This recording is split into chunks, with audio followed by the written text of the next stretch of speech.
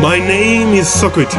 I'm a Ken orator, writer, and poet in English and French. This is my Yupen journey.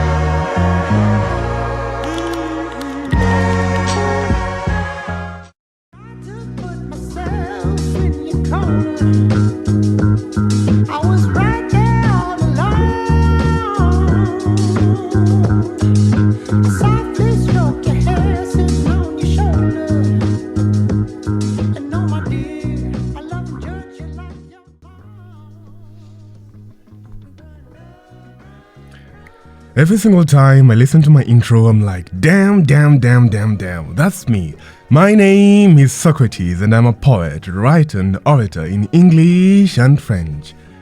Guys, I'm finally here at the University of Pennsylvania. Nimekuja kuwakilisha. Comrades, I am finally here. You know, the first thing that I told myself the moment I got here was a very interesting statement in French, and it was, Maintenant, la période de la souffrance est déjà terminée. Maintenant, il n'y a que la joie. What that simply means is, right now, there's nothing but happiness and joy waiting for me on the other side. And let's make this work. Let's make this happen. Comrades, I'm here. Socrates is here. Nice. Now, as one of the 44 worldwide scholars in the Huntsman program of the University of Pennsylvania, where I do 2 degrees in 4 years instead of 8, you had that right. 2 degrees in 4 years instead of 8. This is the real deal. Now, that sounds very pretty on paper. It sounds very enticing, alluring, riveting, captivating, and all those fancy, beautiful words that we have out there. But wait until you start doing the work. And I mean, you are gonna cry. You're gonna cry through your fingertips, through your fingernails, through your toes, and many orifices that you never thought even existed. You are gonna cry. But I'm just kidding. Now, in which faculties you may ask? We're talking about the Wharton School of Business, that is the #1 ranked business school in the world at large. I'm talking about the world at large, where I do my Bachelor of Science in Economics, and the College of Arts and Sciences, where I'm doing my Bachelor of Arts in International Studies with a minor in Francophone spaces. We're looking at France, Senegal, Switzerland, Luxembourg, you name it, I'm there. Congo, Cameroon, you name it, I am there. Right on the money. Now, I'm not here to yap about myself. On the contrary, I'm here to yap about ideas. Yes, you heard me right. I'm here to yap about ideas. Now, let's do this again. Let's do this again from the top. Mesdames et messieurs, mes chers amis, my name is Socrates and I'm a poet, writer and orator in English and French. Oof, did you get that intro right? This is the kind of stuff that fires me up every single day in the morning when I wake up. And this, ladies and gentlemen, is my Yupen journey. Welcome, chers amis, which is French for dear friends, to an introspective perspective. You got that right. An introspective perspective. Now, an introspective perspective into ideas, how we think, how we act, why we think the way we do, why we act the way we do, and to what good is that information to us? And how can we employ tacit knowledge to better elucidate this message? I know too much English, I know, I'll tone down, but listen to this, guys. Chers amis, which is French for dear friends. Introspection is one of the most potent tools that any leader worth their salt ought to embrace and incorporate into their daily endeavors. Because introspection is incredibly powerful. It affords you the clarity of the now, comprehension of the past, and cogency of the future. That in the grand arc of your life, you know exactly where you want to be and exactly how you might get there. Especially bold, italics, uppercase, you put it all. Especially in a world that bludgeons us with distractions left, right, center. Introspection serves as a clarion call that calls us to bay amidst a turbulent and tumultuous sea. And that is exactly what we do here. We discuss ideas and concepts that have relevance now, tomorrow, the day after, the day after, the day after, for you, for your kids, grandkids, for parents, you name it. Because ideas withstand the test of time.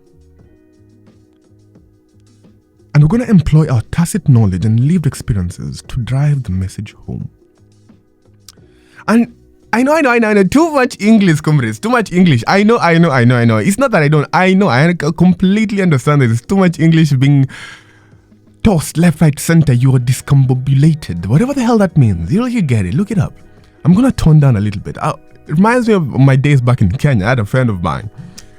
He was from a very interesting place. When I say interesting, I put it in quotes, interesting. But I don't want to be offensive in it whatsoever. So I had a very interesting friend. And he used to complain every single time I used to talk. And I'm like, Socrates, too much English, too much, tone down. But this is a safe space. This is a safe space where we embrace ourselves as we ascend to a higher place. Oof. Call me Socrates. Because I wield the poetic mace, and this is not a chase, nor a race, so embrace the process. Snap, snap, snap, snap, snap, snap, snap. Ooh! I'm just throwing lines here. Ladies, beware, because my words ensnare. Oof. Damn. We're looking at a guy 6'3" with a very enticing and appetizing voice. Charismatic, you name it, I'm the full package. You can hit me up. Nope, don't you dare. So, back to the subject matter at hand. Now, I have a deluge of ideas that I wanted to talk to you guys about. But today, chers amis, that's French once again for dear friends, I would love us to take a sneak peek into what I envision for the introspective perspective. Now, this is my first time doing such a form of content where I record footage of campus as we delve into an introspective perspective of the ideas that have piqued my mind in the course of the week and that I find uplifting. Now, I try to be the lifting tide that lifts all ships. I strive to be the one that lifts as it climbs, a person who is there to support others in their endeavors and make sure that they grow, become better, advance, that exponential factor that we strive to embrace and incorporate into our lives. I strive to be that guy who uplifts. Now, as my brother Arthur Okong'o, mechanical engineer, who I must give a shout out, I must promote back home. There is no way I can be 12,000 kilometers from home and I am not giving glory to where I've come from. There is no way. But as my brother Arthur Okong'o, mechanical engineer who's well on his path to mastering German, so he can go work for Airbus. We're looking at Airbus and these world class institutions that are mainly engaged in mechanical engineering and all that stuff. So this is what Arthur tells me. So Arthur tells me that embarrassment is the cost of entry. It's either one day or day one. Let that sink in. Embarrassment is the cost of entry. It's either one day or day one. Can I get my snaps? Arthur, get your snaps. The snaps are yours. They're yours. Oh, I'm so excited for this, guys. I'm so excited. I'm so stoked up. Oof. I got some access to some world-class equipment. We're talking about a podcast studio. We're talking about 4K cameras. I got it all here at the University of Pennsylvania. They're supporting my dreams in ways that I couldn't even imagine and fathomable. They've invested thousands of dollars to ensure that our dreams come true. And to be more specific, my dream come true. And we're going to make this happen because we have the resources, we have everything we need, we have the will, we have the intent. We must make this work. But before I delve into the what, Simon Sinek, a world-class orator, speaker, motivator, you name it, he's done it. Simon Sinek says that we must start with a why, and here's my why.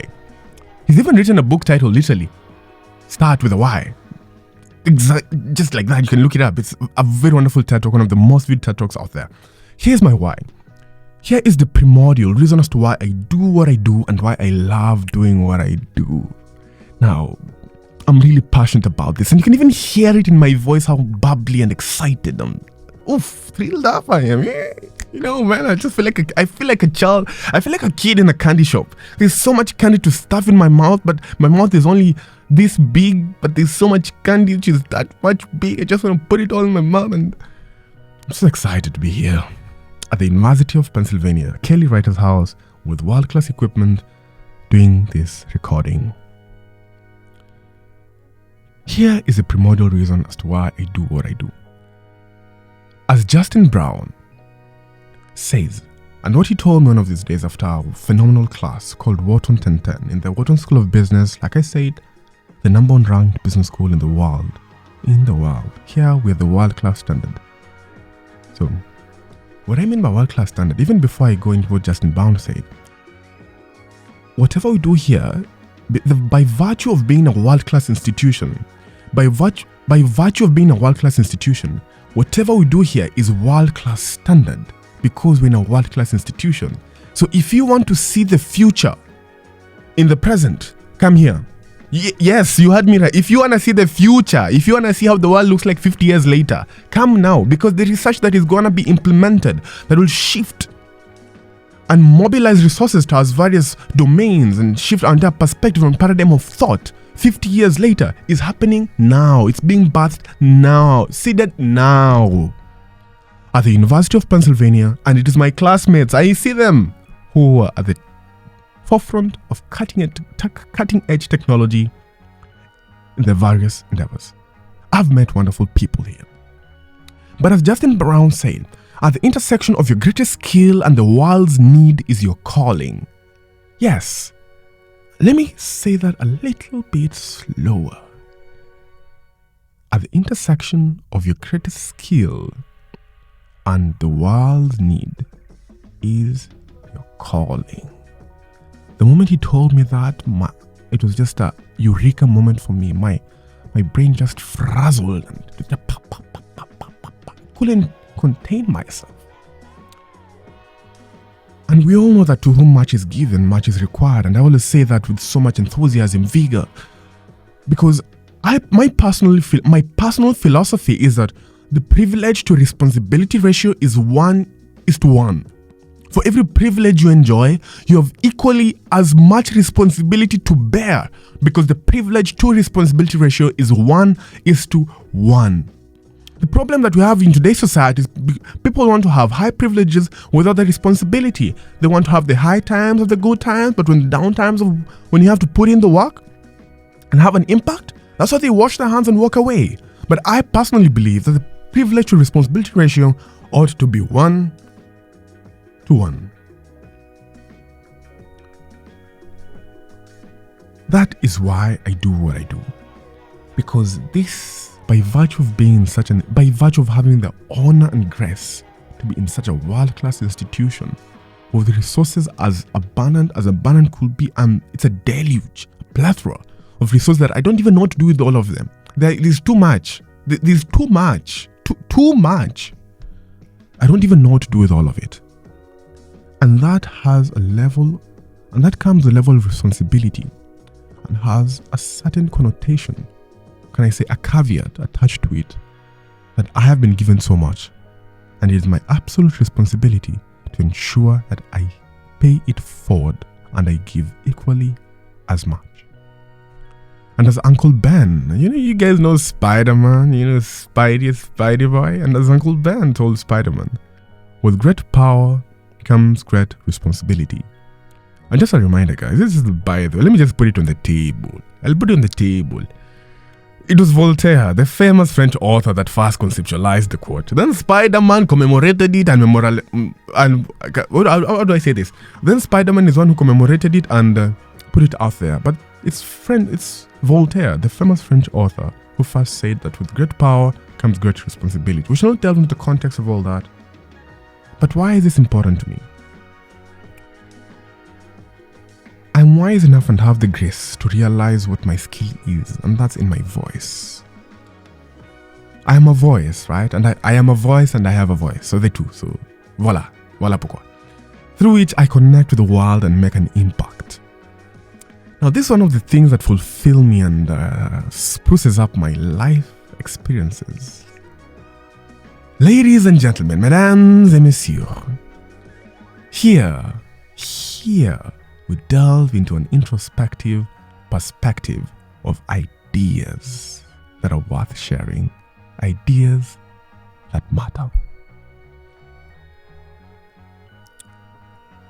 And I don't know where this will lead, but I'm excited. I'm truly, honestly, and extremely excited, and I can't contain myself. I just can't. I can't contain myself. I'm just here in the studio. I'm seated on my chair. I'm holding onto it real tight because if I'm about to take off, I'm literally about to take off. I can't contain. I'm bubbling. I'm excited. It's been a while since I've been this excited. And my, oh my, who knew life would be this good? Oof. Who knew life would be this good? But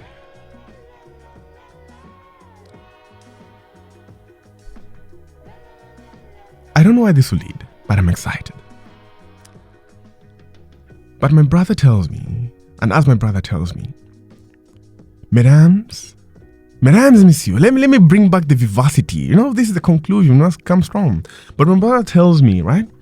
It's either one day or day one. Donc, mesdames et messieurs, mes chers amis, this is our day one for the introspective perspective. À la prochaine fois. Annyeong. Auf Wiedersehen. Kwaheri. Oh my, the accent is coming in. Let's recite this again, alright? Okay. À la prochaine fois. Annyeong. Auf Wiedersehen. Kwaheri. Goodbye. Let me add one. Japanese. So, sayonara. Wonderful. Till next time.